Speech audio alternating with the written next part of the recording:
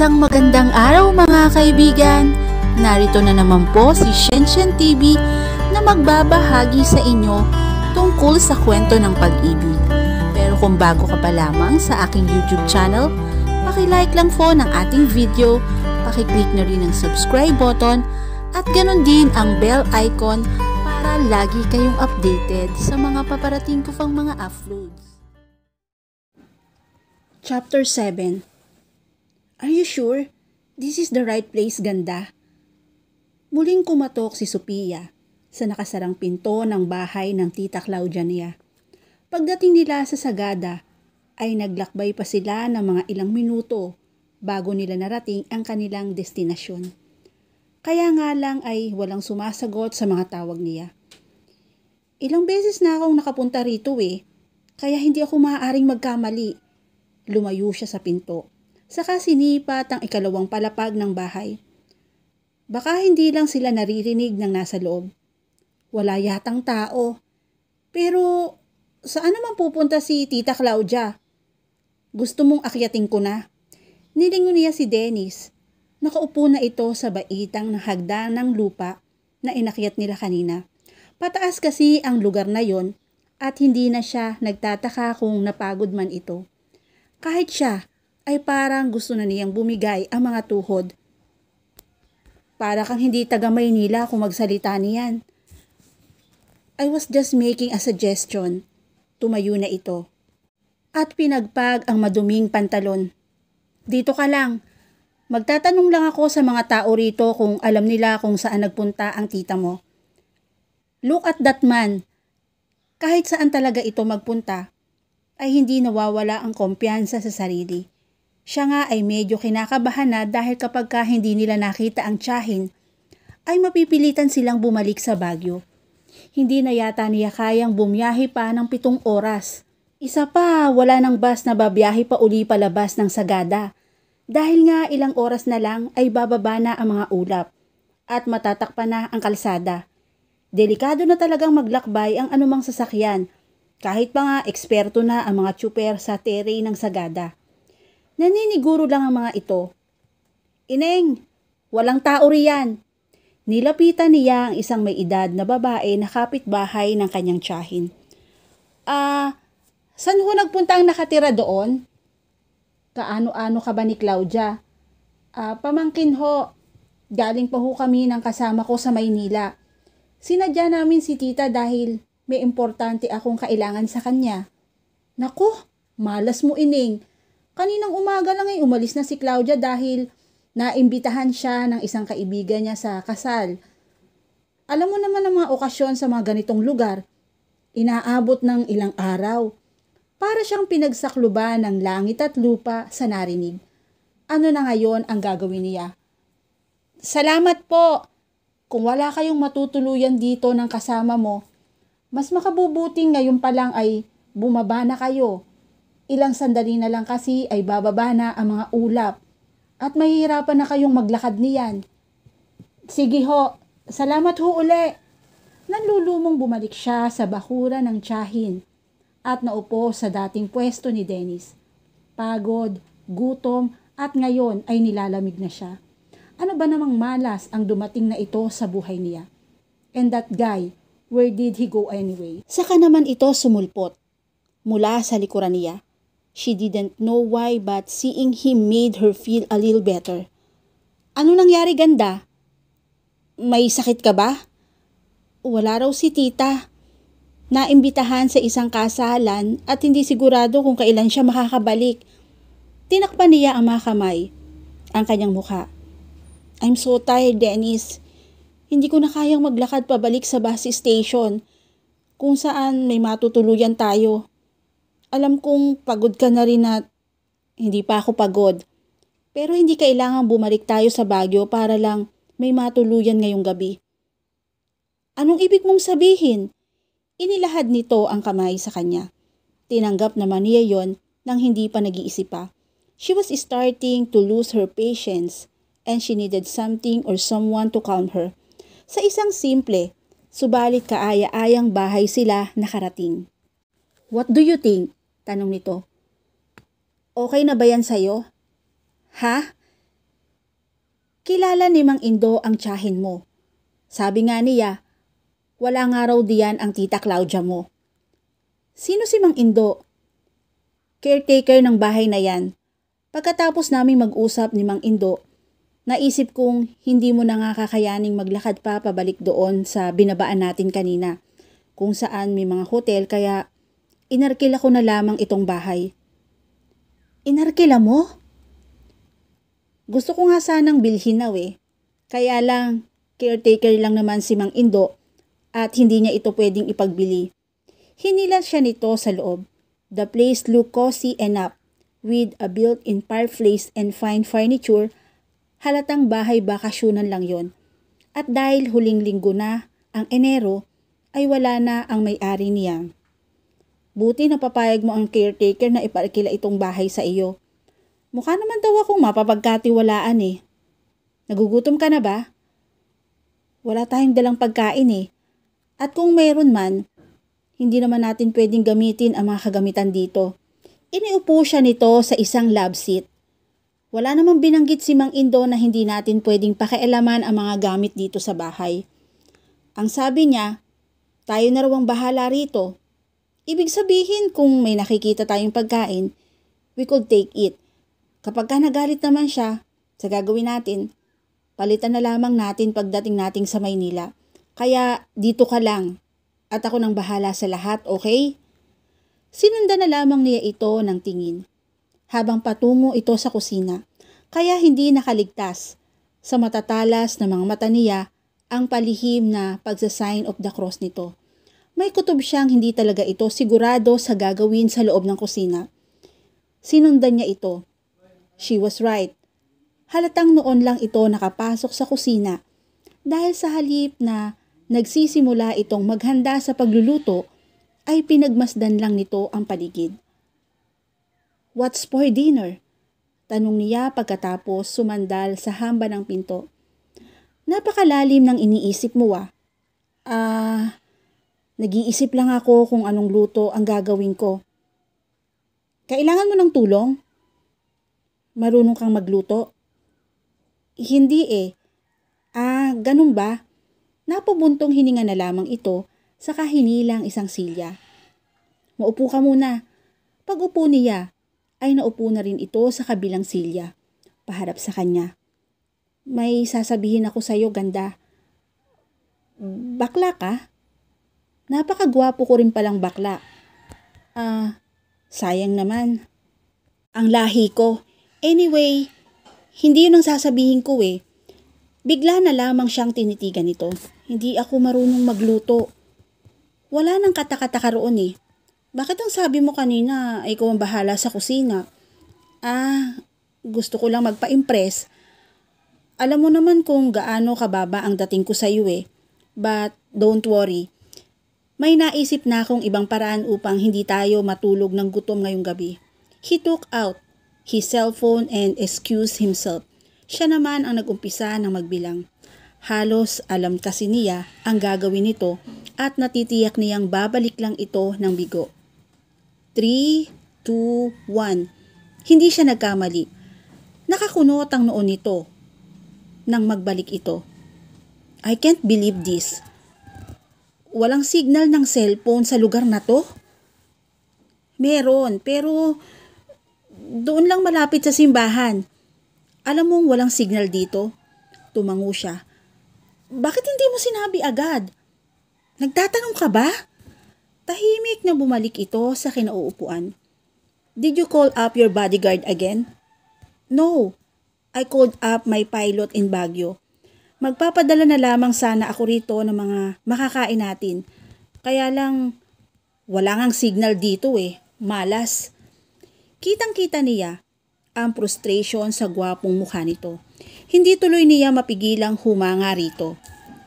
He really wanted to fleece her. Tumayo siya at nagsimulang maghalungkat sa mga drawer doon. Oh, nung hinahanap mo? Kahit ano, basta makakain. Nakijoin na rin ito sa pagraransak ng kusina. Sa halos 1 oras na paghahanap nila, ay 2 lata lang ng pork and beans ang nakita nila. Pwede na yan. Dinukot nito sa bulsa ng pantalon ang isang witchblade. Lumalamig na pala.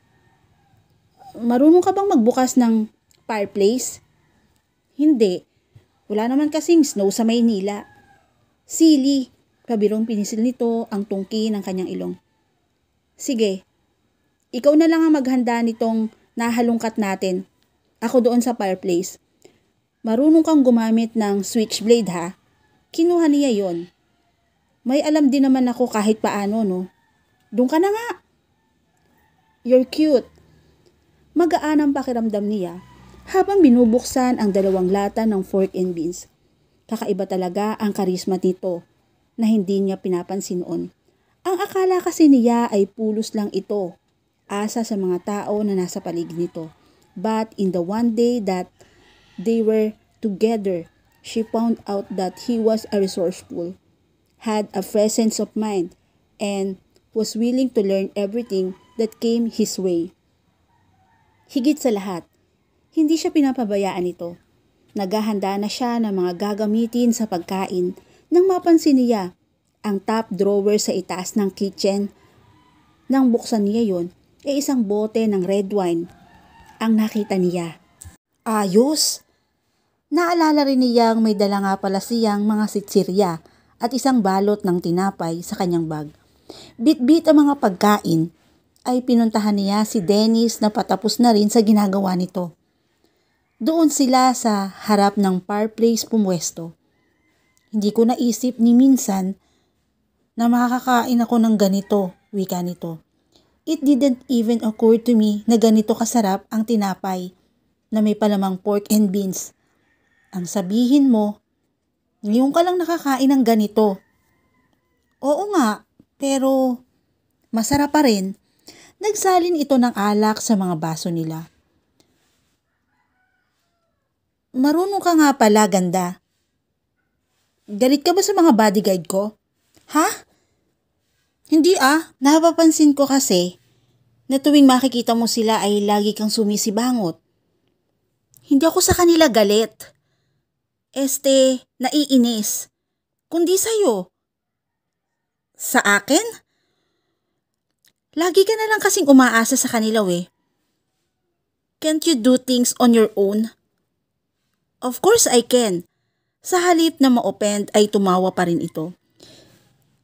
Iniisip mong inaabuso ko ang mga bodyguard ko dahil bawat kilos ko ay nariyan sila sa tabi ko? Hindi ba? Hindi nga. In fact, I can perfectly take care of myself. Ang mga bodyguard ko ang kumikilos lang dahil sa utang na loob nila sa akin. Kaya, hinahayaan ko na lamang sila. Utang na loob? Sumisimsim muna ito ng alak bago sumagot. Nakilala ko sila nang minsang makulong ako. Drunk driving. Nagkaroon ka ng kaso?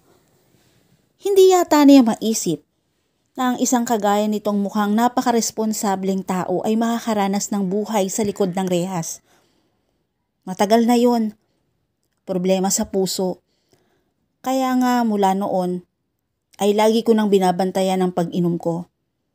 Anyway, nakursunadahan ako ng ibang preso bago pa makarating doon ang mga magulang ko. Gusto nilang pingasan ang mukha mo? Worse, gusto na nilang mawala ako sa mundo. Siyempre, pumalag ako. I could have taken them all down if I wasn't drunk then. Mabuti na lamang at tinulungan ako ni na Boy Tusok. Boy Tusok? Isa sa mga bodyguard mo, nakasama ni Totoy Bato. Hindi pala pangalan ng mga yon, gaya ng naunang hinala niya kundi palayaw lang. Ano mga pangalan ng iba mong mga bodyguard? Ben Tumbling at Commander Bawang. No, Pekto, Gancho at Mando ang mga pangalan nila. Let me guess, Gancho is short for Mangga Gancho and Mando is for Mandurukot? More or less. Anyway, after that, I offered them a job. Tumanggi sila noong una dahil wala nga raw silang pinag-aralan, kaya naisip kong kunin na lamang sila bilang bodyguard ko kahit hindi ko naman talaga ganun kailangan. Hindi ka man lang nag-isip na baka traidorin ka nila at patayin ang hindi mo nalalaman? I mean, they are criminals, aren't they? Siyempre, may duda rin ako dahil sa kulungan ko nga sila nakilala. Yet, you still hide them? They are not criminals. Biktima lang sila ng kahirapan ng buhay. Pero, ganda, kaya nga nagkakaroon ng mga kagaya nila dahil hindi natin sila binibigyan ng pagkakataong magbago. In my case, I gave them their chance and look at them now. Napahiya siya sa sinabi nito. Paano nga naman magbabago ang isang tao kung hindi ito bibigyan ng pagkakataon? Heto siya at iniisip na walang ibang iniisip na iba. Samantalang kung tutuusin, ay mas marami nang nagawang kabutihan ito sa kapwa kaysa sa kanya. They are lucky to have found you. Maswerte rin naman ako because with them, I found loyal and trusting friend. I'm not a good person, Dennis. Pero, bakit magtsatsaga ka sa akin? Tanong niya. Hindi agad ito nagsalita. Bagkos ay tumititig ito sa apoy sa harap nila. Sa isang iglap ay tila naging ibang tao ang kanyang kasama. Gone was the talkative and playful Dennis. Now, he looked like a distant man with so many secrets. Nararamdaman yata nito na pinagmamasdan niya ito kaya bumaling ito sa kanya. Nakangiti na uli ito subalit parang may nagbago na rito. Tinatanong mo kung bakit nagtsatsaga ako sa'yo? Simple lang. Dahil gusto kita. You are beautiful. You are smart and you don't care how much money I earn every day. Kahit na pinahihirapan kita sa panliligaw mo sa akin. Sino naman ang nagsabing nahihirapan ako? Ang totoo nga niyan mas mabuti na yung pinaghihirapan mo. Or pinahihirapan mo ko dahil marami akong natututunan. Alam mo bang, nagpatulong pa ako sa mga bodyguard ko para lang matutong magluto. Kaya lang, hindi ko rin nagamit ngayong maganda na ang pagkakataon kong magpa-impress. Sayang. Hindi sayang. Napatitig ito sa kanya. I'm impressed. You've been complimenting me the whole day. Are you sure you are not sick? Sinamahan mo ko hanggang dito. Kahit pinigilan na kita. Ikaw ang nagbayad sa bus at ikaw rin ang kumilos para may matuluyan tayo ngayong gabi. Inisang lagok niya ang inumin. I'm impressed and thankful that you are here. Kung wala ka, bumigay na siguro ko sa kamalasang sinapit ko ngayong araw na to. At stop. What? Enough with the compliment. Lalo mo lang pinalalaki ang ulo ko. Baka isipin ko na nagkakagusto ka na rin sa akin. Ayaw mo? Kinuha nito ang baso niya. Not when you are drunk. You are right. Medyo nahihilo na nga ako Ilang baso na bang nainom ko? Enough to know you can take another round. Red wine lang. Red wine lang naman yan Bakit ako nalasing? Hindi ko rin alam. Gusto mo bang ihatid na kita sa kwarto sa itaas? Sumanda lang siya sa malapit na supas at ipinatong doon ang braso. Saka sinalo ang kanyang ulo habang pinagmamasdan ito sa liwanag na nagmumula sa fireplace. Ginaya nito ang ginawa niya. Nagka-girlfriend ka na ba, Dennis? Nagka-boyfriend ka na ba? Oo naman. Kaya lang matagal na yon. Hindi ko na nga matandaan ang itsura ni Marlon. Pero natatandaan mo pa ang pangalan niya. Oo nga Siya bang dahilan kung bakit hanggang ngayon ay wala ka pa ring boyfriend? No. As a matter of fact, I never did love him. How did you know that? Hindi ko maramdamang bumibilis ang tibok ng puso ko tuwing nakikita ko siya noon.